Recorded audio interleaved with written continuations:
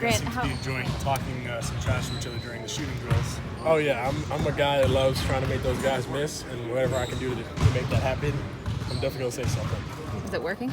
It's worked, I think, every single time on Jason. Marcus, I haven't got him a couple times, but not every time. Tremont, don't have to worry about it right now. We saw you do some push-ups yesterday too. Yeah, Jason did beat me, so had to give him some. Do you look at the guys and try and understand their personalities, or is it just? I'm just going to continue to be me, and that kind of like brings the goofiness out, and hopefully it translates well. They already said they're getting tired of my voice, but that's part of it. I said my teammates in Tennessee said the same thing after 20-game season. I can only imagine after 82 plus.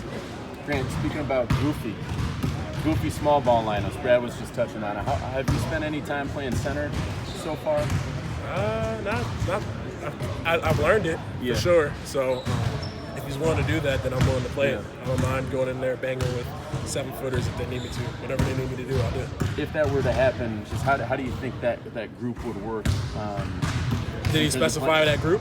He did not, but you know, if you happen to be out there with a group like that, it's obviously a small ball group. Just playing is going to be a little bit different type of offense than what you would play with NS or any of those guys. Right. Just got to continue to be vocal. A lot of movement, a lot of spacing. Probably that group will have a lot of guys who can really space the floor, really shoot the ball. And defensively, we'll be able to do a lot of great things with our size. And you see Jason, Gordon, those guys, they're all pretty sizable guys. Same with JB. And they can probably contend with some of the athletic fives in the league. So you never know how that group will work or how it'll look. But you just hope that you'll see it maybe. How much of a difference has it been working with these guys versus summer league guys versus the guys you played against in college? You see there's levels to everything. Outside of basketball, you see there's levels to everything in society, whether it's work or education but in the same way here. You see how talented each guys at each level really are. When you get to summer league, you're saying, wow, these guys are pretty good. Then you go to the next level, you're like, wow, these guys are really amazing. And hopefully you keep going up from there. And hopefully you can aspire to get your game to be the same level as the very top level. You talked a lot about how you wanted to add value to winning during summer league. How do you do it with the guys here? Like, what are you trying to do to fit in and help the guys on this team?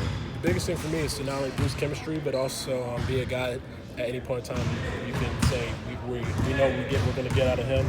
And he's going to be reliable on the court no matter what he does and be a smart player for us. So that's the only job I probably have, being the guy that really is able to do whatever the coach needs. And then on top of that, keeping everybody else happy. Because when guys are happy, I feel like they play better. Versus when guys are upset, your mind's going to be other places, and you don't want that. Do you see an opportunity for a significant amount of playing time for yourself? Whatever coach wants, honestly. My whole thing is not to focus on that. Brad will do what he wants to do when it comes to not only just playing time, but also what we run. So the biggest thing is just trust coaching staff, and that's how I'll approach it. Whatever they need me to do, whether it's play 40 minutes or play none and be the biggest supporter on the other end, I'll be there for them. Play 48 now. 48, wow, I forgot about that. Brad had some really nice things to say about you, complimenting your basketball IQ and saying you're going to have a long career in this league. What's it mean to have the coach's immediate kind of support as you're starting to navigate this new career?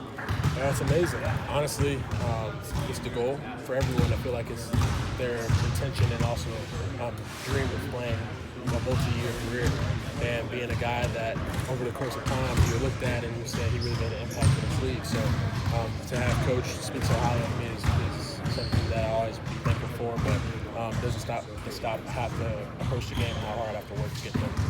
Is there something unique and special about playing in the Garden tomorrow?